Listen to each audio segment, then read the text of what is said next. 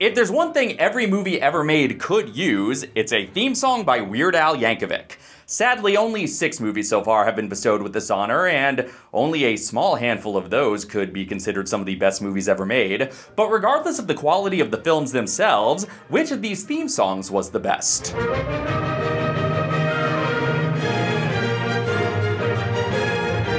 Welcome to the D-List, the show where I list things and my name begins with a D. And today I'm ranking all the movie theme songs performed by Weird Al Yankovic. But first, a few, not exactly honorable mentions, but pre-acknowledgements of things that don't count, so I'm not including them on the list. But if I didn't mention them, I'd probably get comments about them, so here goes. I'm not including pre-existing Al songs that just happen to be prominently used in movies, so no Dare to Be Stupid in Transformers or the like.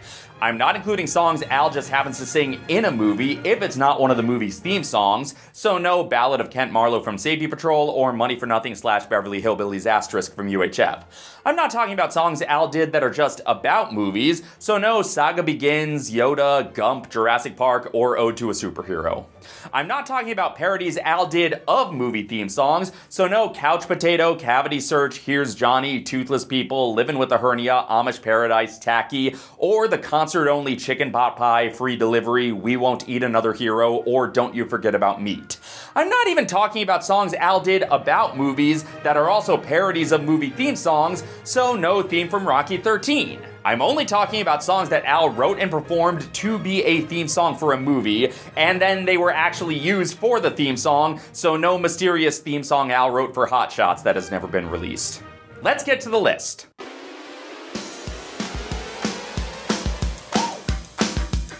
Number 6. Victory Bell and Magneton, everybody Pokemon! I was on the fence as to whether or not to count this, since it's not like the main theme song of the movie, but it is in the end credits of the American dub, sandwiched between other theme songs that make it sound pretty out of place.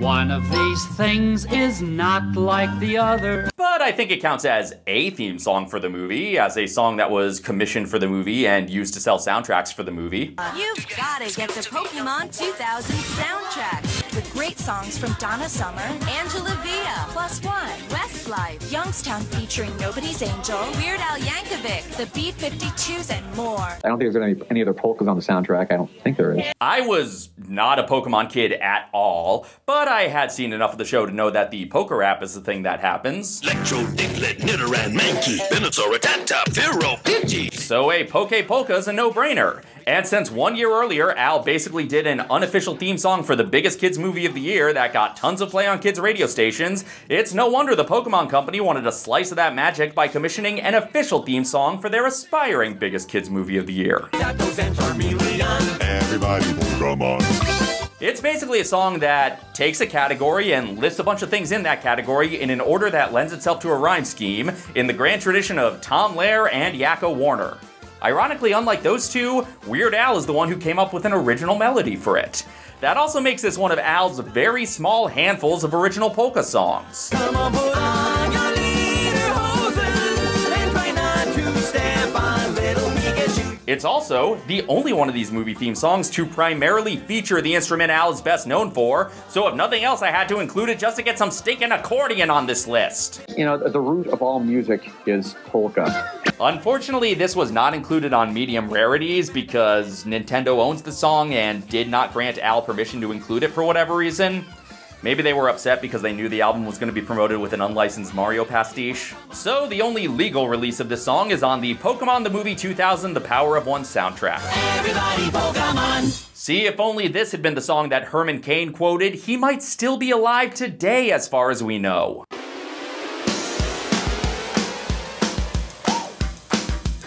Number 5.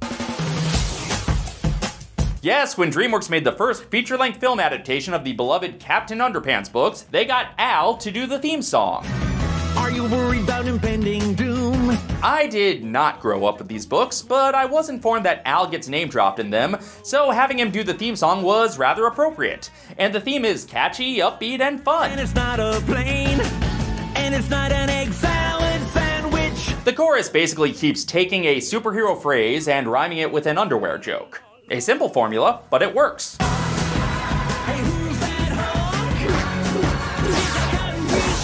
Unfortunately, this came out a little too late to be included on medium rarities, but it is available as a single, and it's apparently Al's 5th most streamed song on Spotify. I mean, I get it. It's a catchy song from a kid's movie, and, you know, kids probably like the movie, but they weren't, like, growing up with it, right? The movie only came out 6 whole years ago? Oh god, are people already nostalgic for this song? I'm ancient. This is the second song that I know of to feature both Al and Ed Helms, if you count this cover of Tuesday Morning by the Pogues from a Paul F. Tompkins live show, and I don't know why you wouldn't.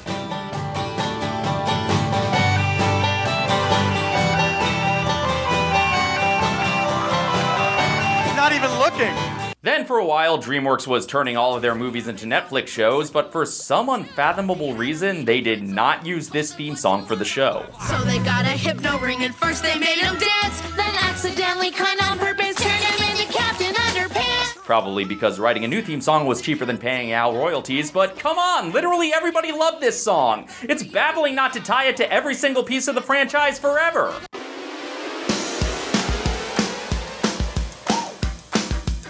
Number 4.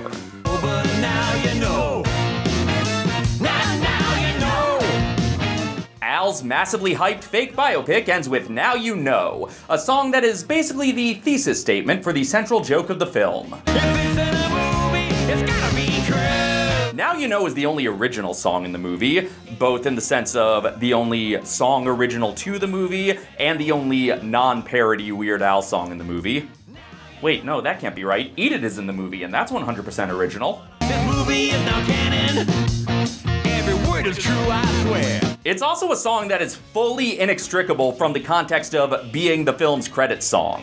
Like, a lot of these movie theme songs can be used out of context. Even if their association with the movie is clear, the songs still work in isolation. This one is all about the fact that you just watched a movie, spoiling plot points from the movie left and right, and actually interacting with the credits at various points. Oh, hey, I remember him. Met him on the set. Seems like a really nice guy. And the credits interact right back, assisting in both of the song's fake-out endings.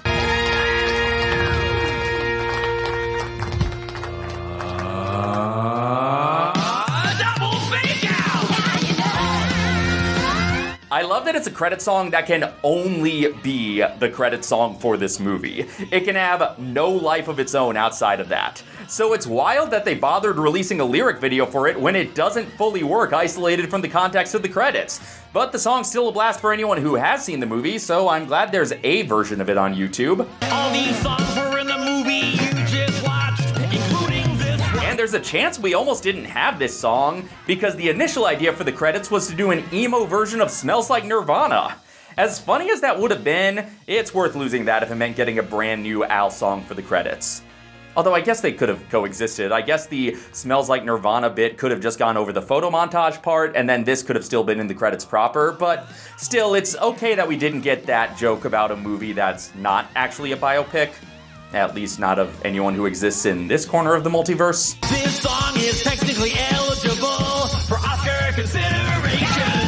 When Al wrote that line, he thought it would be true because he hoped Roku would give the film an Oscar-qualifying theatrical run, but since they didn't, well, it's just the final lie in a movie built on them, and the perfect punchline for such a fine parody of the Oscar baitiest of film genres. But hey, the song won another award, so that's good. And he said, if I wrote a song for the ending credit, it might get nominated for a Hollywood Music and Media Award. Actually, he said Oscar, but you get the point. You get the point. And Al gives his fans what they deserve by having the final few seconds of the film be the only thing that could possibly do his own legacy justice, a callback to Albuquerque. This was the first new Al song in 4 years, not counting other artists' songs that he was featured on, and it was good to hear a new one regardless of context, but one that puts the cherry on top of such a fun movie was an extra treat.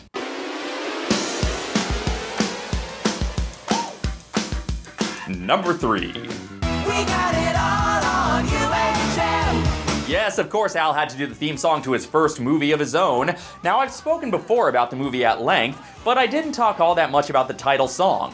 It's quite energetic, in keeping with the rebellious spirit of U-62 in the movie, with a driving tune evocative of State of Shock.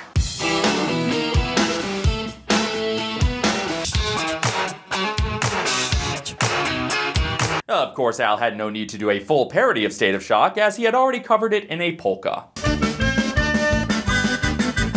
And keeping true to the spirit both of Weird Al's history of music videos and the movie spirit of everyone in the community putting on their own version of television, the music video mixes in clips from the movie with a whole collage of music video parodies, largely focusing on all the biggest acts of the 80s that Al hadn't parodied yet.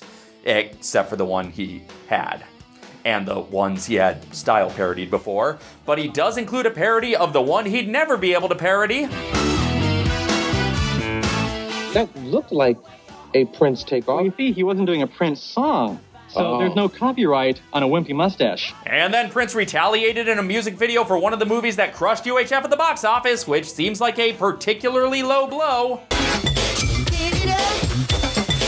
Why can't the Batman franchise just leave UHF alone?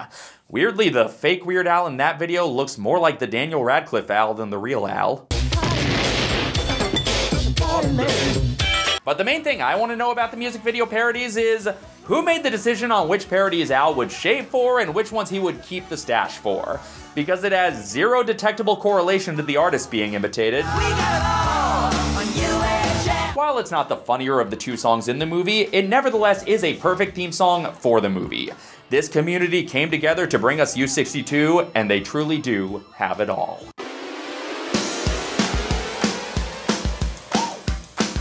Number 2. Cause if you wanna win, you gotta spy hard. After appearing with Leslie Nielsen in all 3 Naked Gun movies, but before appearing with him in Safety Patrol, Al did the theme for Nielsen's James Bond spoof, and this might deserve bonus points for being the good part of the movie, but it also might deserve to lose points for tricking a young me into thinking the movie might be good. It is not. My God. Look at you. You are such an incredible man. It's my job, darling. Yeah, the movie Spy Hard is just a waste of so much talent. By this point, it was no secret that not every director could get the same magic out of Leslie Nielsen that the Zaz team could, but this movie also wastes the talent of Charles Durning, Barry Bostwick, Marcia Gay Harden, Andy freaking Griffith. So many strong performers just reduced to doing this. The only one who comes out of this movie looking good is Al, probably because he had control over his sequence. Facing death every day is a tough job for any man, but his hours are flexible and he's got a great dental plan. But is it a better dental plan than the FBI? Obviously, this is a parody of James Bond themes, most prominently Thunderball.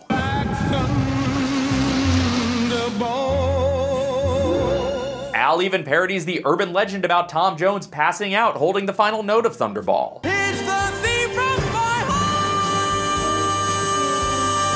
Hard! Fun fact, Al expected to have to loop that note, but then he found in the studio that he could do it all in one take. What I'm saying is, Weird Al could beat up Tom Jones if he wanted to.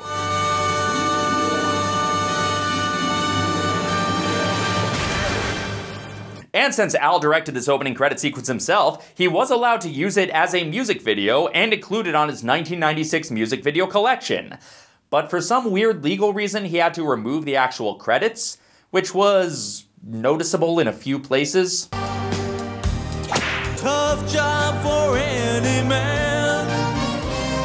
Fortunately, by the time he released his 2003 music video collection, he got clearance to include the credits he interacts with, which are basically the words that are already printed on the liner notes anyway. There was another music video for this song, designed for TV airplay, which included a few moments of Al from this opening, mixed with clips from the movie, as music videos for movie soundtracks tended to do. But apparently Al wasn't happy with this cut and never bothered fighting to include it in the collection. But I saw it online, and watching it as a kid, the clips made it seem like the movie could be pretty funny. Amazing what editing can do. He wouldn't care if they kicked him and ground him and... This song is so good it deserves a better movie to go with it. Now, to the movie's absolute bare minimum of credit, it knew what it had with this song and used it not only in the opening credits, but in the end credits with slightly modified lyrics. The name of this movie was Spy Hard. They called it Spy Hard. You just saw Spy Hard. It's the end of Spy Hard. And then after the end credits are done playing the song, they play the instrumental of the same song again.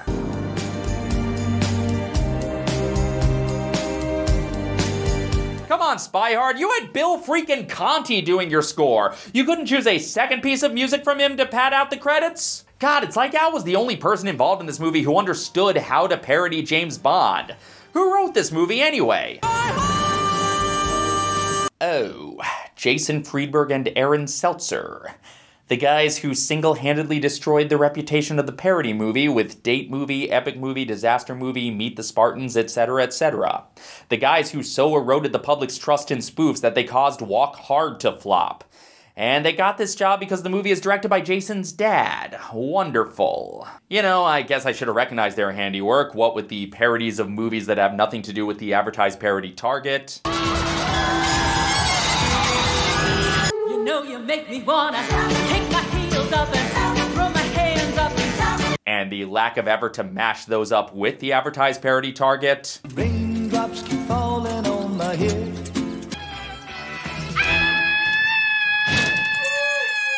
And half the parody targets mostly just being reenacted without the addition of any particular comedic twist. You could see that Pierre did truly love the mademoiselle.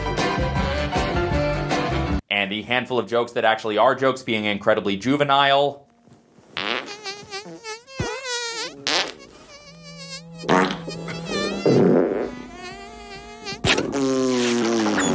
Great Scott! Steele, see a doctor! Or just being the first draft, most obvious, lowest hanging fruit with no cleverness. A mini mobile crime lab? It's a briefcase. I know. What does it do? It holds important papers, files, pens, and a calculator. I understand, but these numbers here, they... In a certain sequence, the briefcase is timed to explode, huh? No, it's a lock, so people other than myself can't open my briefcase. Very complex, contemporary technology. Yep, this is a Seltzerberg movie, no doubt about it. Wait. Oh God, in making a song so good that it tricked people into thinking the movie would be funny, is Al responsible for Jason Friedberg and Aaron Seltzer? Did Al give them their careers? No, it can't be. Look, this movie did make its money back, but it wasn't like a smash hit at all, so we can't put that evil on Al. No, the fault still goes with the WGA, who insisted that Friedberg and Seltzer get writing credits on Scary Movie despite not working on Scary Movie, because they happened to be separately working on a different horror spoof, and then they went on to make their careers off of being two of the writers of Scary Movie, so it's not Al's fault, he just did what he was supposed to do. He just made an opening credit sequence that understood the assignment way more than the rest of the movie. Al, I exonerate you. By the way, if you walked in late. Look, ultimately, I love this song enough to rank it high on this list, despite the fact that it got me excited for a movie that didn't deserve my excitement. His Spy Hard.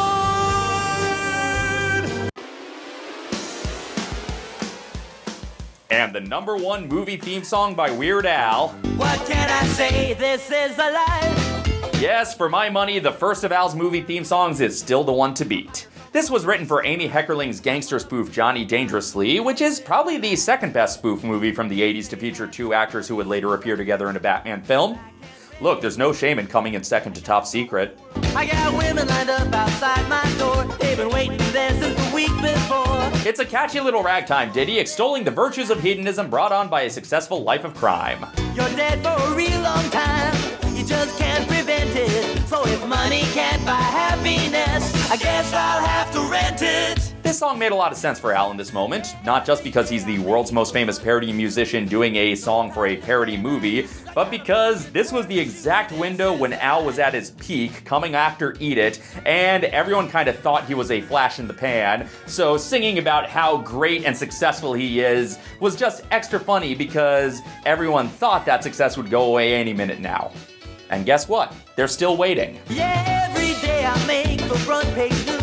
In keeping with that mentality, when Weird the Al Yankovic story depicts Al's meteoric rise, a quote from the song is used as set dressing, even though there's no acknowledgement to the film Johnny Dangerously otherwise in that world. You can tell I'm a living legend, not some ordinary creep. The music video feels like an extension of the movie in the best way, and is also an important moment in Al history, because alongside Like a Surgeon, this video established the 27 running gag. Number one, I buy monogrammed Kleenex by the ton. I think this song is perfect for the movie, although apparently the studio was a little disappointed because they were hoping a Weird Al music video would get major MTV airplay promoting the movie, but for some reason MTV wasn't rushing to put a 20s jazz number in heavy rotation. Come on, Al, how dare you think about the assignment and the artistic integrity and not just about the marketing? And yet, for being so tied to the movie, it's kind of interesting how separated from the movie the song could be. When putting together the complete Al, they couldn't clear the use of the Johnny Dangerously clips in the music video, so they're all replaced with authentic Roaring Twenties stock footage. You're dead for a real long time. You just can't prevent it. So if money can't buy happiness, I guess I'll have to rent it. On the flip side, some VHS releases of the movie don't include the song in the opening credits, instead including the Cole Porter song Let's Misbehave. There's something wild about you, child, that's so contagious. Let's be outrageous, let's misbehave. Why? What legal hurdle was that all about? How could using a famous song be cheaper than using the song commissioned for the movie? Unless Let's Misbehave is in the public domain, which maybe my research came up short, but still, you commissioned the song for the movie! Include it with the movie! Fortunately, the proper theme song was restored for the DVD, so all is right in the world.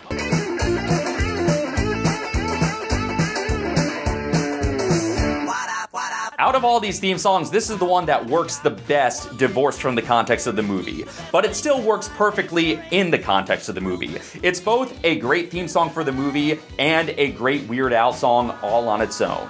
This is a life.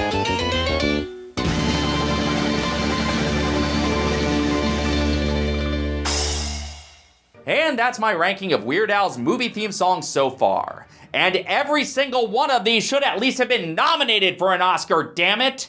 But whatever. They're all great, I love them all, but which one is your favorite?